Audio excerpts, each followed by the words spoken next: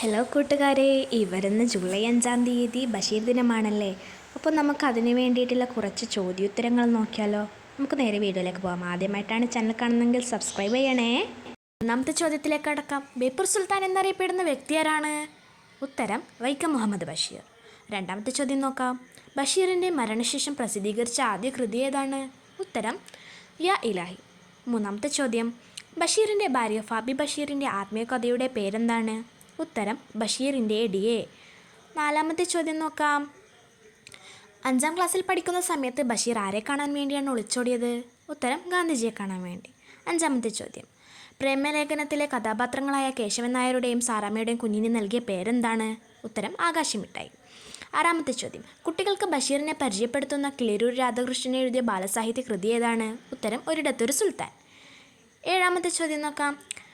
മൂക്ക് കേന്ദ്ര കഥാപാത്രമായ ബഷീർ കൃതി ഏതാണ്? ഉത്തരം വിശ്വവിഖ്യാതമായ മൂക്ക്.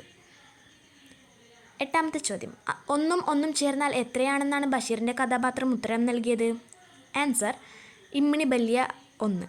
ഒമ്പതാമത്തെ ചോദ്യം. ബഷീറിൻ്റെ ഏത് കൃതിയിലെ കഥാപാത്രമാണ് മണ്ടൻ മുത്തപ്പ? ഉത്തരം മുച്ചീട്ട് കളിക്കാരൻ്റെ മകൾ. പത്താമത്തെ ചോദ്യം. ബഷീറിൻ്റെ ആത്മകഥയുടെ പേരെന്താണ്? ഉത്തരം ഓർമ്മയുടെ അറകൾ.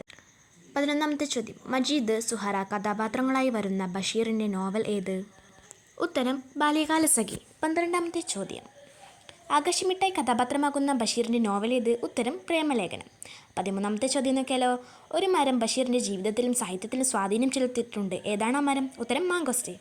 14ാമത്തെ ചോദ്യം. കേന്ദ്ര സാഹിത്യ അക്കാദമി ഫെലോഷിപ്പ് നേടിയ ആദ്യ മലയാളി ആര്? ഉത്തരം വൈക്കം മുഹമ്മദ് ബഷീർ. 15ാമത്തെ ചോദ്യം.